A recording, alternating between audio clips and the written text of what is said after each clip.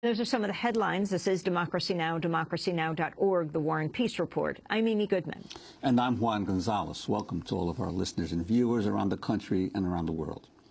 We begin our show in Syria, where the 16-month uprising has entered uncharted territory after Wednesday's bombing that killed 3 members of President Bashar al-Assad's inner circle, including his defense secretary and brother-in-law.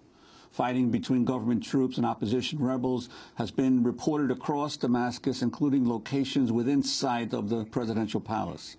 President Assad has not been seen publicly since before the bombing, but it has been reported that he is in the coastal city of Latakia. Syrian rebels applauded Wednesday's bombing.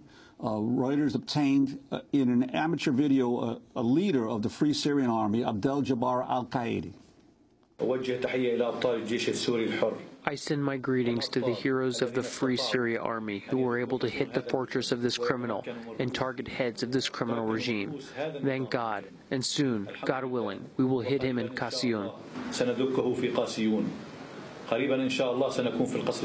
Soon, we will be at the Republican Palace, because these heroes who were able to reach the den of these criminals will reach, God willing, to the den of this criminal, Bashar.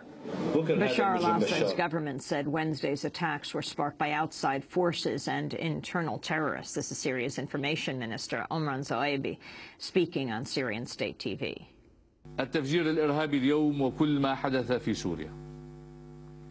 Today's bombing and all that happened in Syria are acts of murder, sabotage, bombings and assassinations. Their political, ethical and legal responsibilities fall directly in the hands of the Arab and Western governments, their intelligence agencies and their spies. على حكومات عربية وغربية بعينها. And these people are responsible for what happened today. All the countries who send even one bullet to Syria are all responsible. Not just a bunch of bullets, but even one bullet. Even those countries who send even $1 are responsible. So all these people are responsible, and they will all be punished. They will be punished. Well, for more, we go directly to Damascus, Syria. We're joined by a Syrian activist who agreed to speak on the program on the condition we do not disclose her name. She's joining us by Democracy Now! Audio stream. Listen carefully. It may not be that easy to understand. Welcome to Democracy Now! Can you explain what's happening right now in the streets of Damascus and your response to the bombing yesterday that killed 3 of Assad's top inner circle? Hi, thank you very much for having me. Well, to be honest, today, the city of Damascus is very empty. It's very quiet when it comes to people walking, the cars. You don't see a normal way of life, like the Syrian, the Damascus life. It's pretty much it's not normal. But to this morning at 8 a.m. when I got out of home, there were a lot of refugees. They have left the areas where there was shelling and bombing, and they are being distributed in the streets, waiting for cars or buses to take them to a safe place. There were tens of them this morning, and it was, to be honest, it's a very new scene to see in Damascus. And I'm pretty much away. In Damascus, there are several areas that are witnessing shelling and bombing, but it's not near me here, so I cannot share information that I don't know exactly what is going on there. But since I'm in Damascus and I have friends, and they can tell me that, for example, in Medan, the shelling hasn't stopped. I was in Medan today till 7:30 a.m. and the shelling did not stop at all night.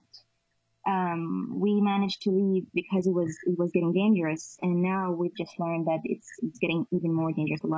There are reports. We're not sure yet. I mean, I'm not sure yet. There are reports of a lot of being injured and martyred.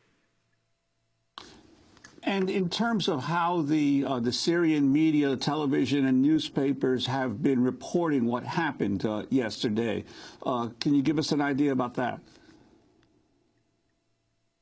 to give you an idea of what the how the Syrian media has been reporting the latest incidents, the killings of the defense minister and other members of the president's inner circle in the bombing, how they've been portraying this action. I'm sorry to disappoint you, but to be honest, I don't watch the regime media at all. And today, ever since we woke up, so now, we were trying to aid the refugees. We're trying to send doctors. We're trying to send food and medicine. We're trying to find safe places.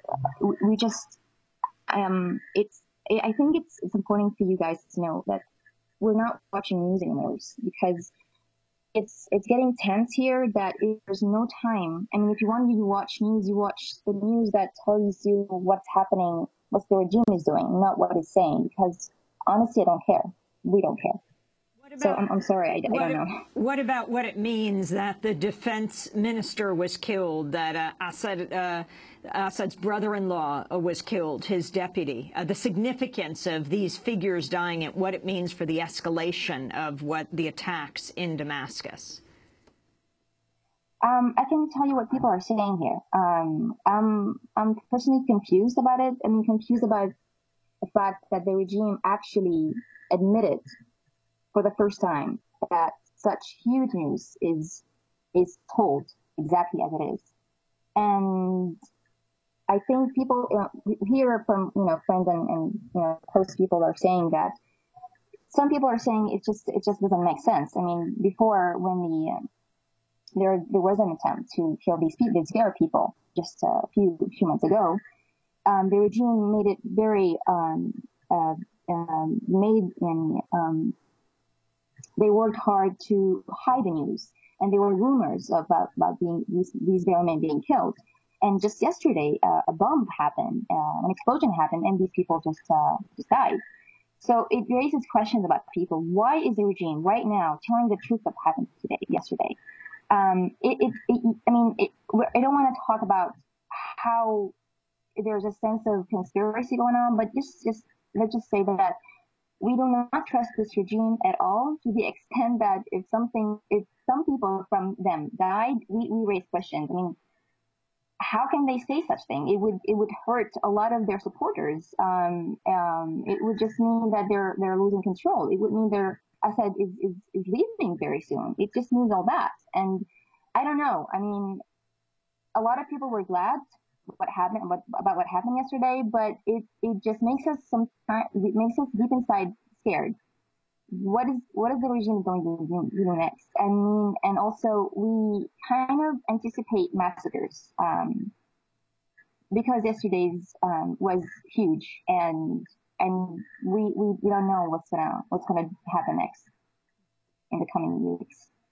How are you keeping yourself safe, and why have you agreed to do this interview? Well, first, anonymously, I don't think it's going to be, it's kind of safe. And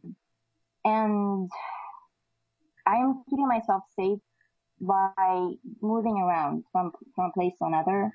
I don't stay at one place for a long time. I don't use my phone a lot because sometimes they track where you are with mobile phones. I always use proxies. Well, I use the internet, like right now, for example. I try my best to be very careful while talking on the phone and choose carefully people I spend my time with. Stuff like that. And what would you like people in the United States and the outside world to know, the main message that you want to get out to other people around the world, even now as the United Nations failed monitoring effort? There's a new discussion as to whether it's to extend that monitoring effort? I personally have a lot of things to say, and I'm sure the street was trying to say a lot of things over the past 16 months. But I think we reached a point, and I can sense that from spending a whole night in Medan yesterday. I can sense that people here do not look for other state support, countries, states. We look for people support. We value people's solidarity. We want the people to go on the streets and to support their revolutions anywhere in the world, not just in Syria. We don't trust governments. We don't trust politicians. And this has been very clear over the very last 6 months when protesters are taking the streets and raising the banners saying that we don't even care about your statements, Sofianan or Gunjan.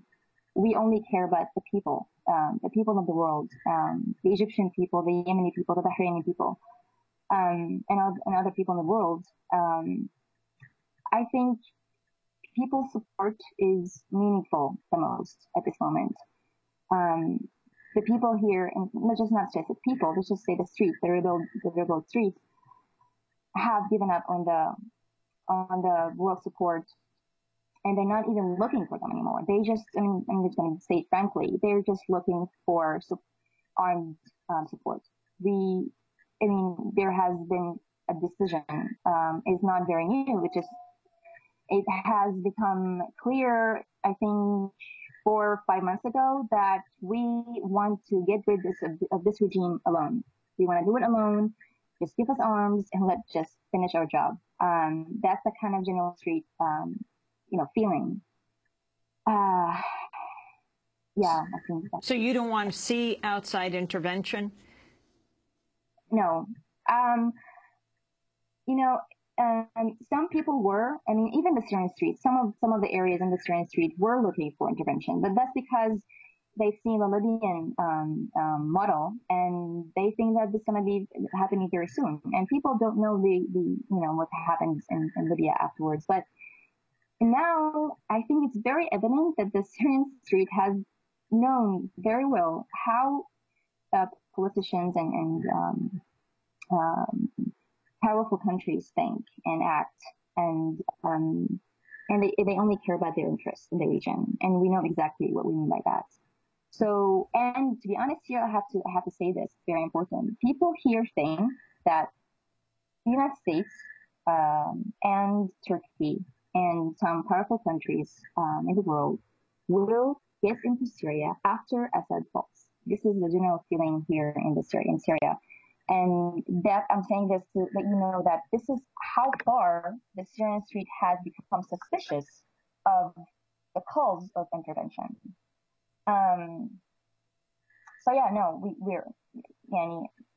We're definitely not looking for intervention. We're just looking for support. And how organized is the street? Are you with other people as you talk about moving from place to place, not wanting to use your cell phone so you can't be identified, using proxies when you're using the internet, etc.? No, it's not very organized, to be honest. It's not organized because there are problems, security problems, safety problems.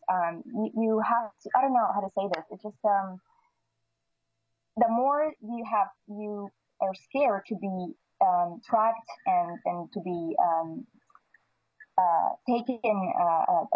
detained, the more you don't know how to organize yourself. I don't know if that makes sense. I don't know if I'm trying to say this right, but because of the very pressure on us, activists on the streets, there isn't a lot of room for us to organize. But we're trying our best. We're trying our best to organize ourselves, and I don't think we're perfect at it, to be honest. But there are heroes on the street. There are beautiful heroes on the street. The doctors who know that by just crossing the street, there's a sniper in the street. They know they might get hit, but there's no way but to cross the street to help an injured person. Finally, you said you're against intervention. You're looking for support. What do you mean by that? No, I am against intervention. I mean, look, the battle now there's no demonstration right now in Damascus. There is no way we can demonstrate and protest peacefully. The battle has become military. It's not just between the Free Syrian Army and the regime, but also with the neighborhoods that are protecting and and welcoming the Free Syrian Army. And this is something that maybe a lot of people in the West don't understand, that the relationship between the Free Syrian Army and the neighborhood, the rebuilt neighborhood. But that's maybe another topic we can talk about. But what I mean is, no, not just me, but the people here in Syria, the rebuilt street, the revolutionaries, are against intervention, but what they want is armed support, to send us guns, weapons, to defend ourselves, to get rid of, to protect the families, to protect the neighborhoods, and to finish this regime. I mean, this is we're talking about a regime that is bombing residential neighborhoods. It's just not a joke. So we need weapons to protect ourselves. It's just no other way. And in that sense, what we look for, we don't want people to come to our country. We just want people to send us in and protect our own country. That's what we're looking for. We want to thank you very much for being with us, for risking this interview. You have had a difficult history in Syria. Thank you very much. When we come back, we're going to go to a reporter who's just returned from Syria, David Enders, and we'll be speaking with a professor who has written a book about Bashar al-Assad. Stay with us.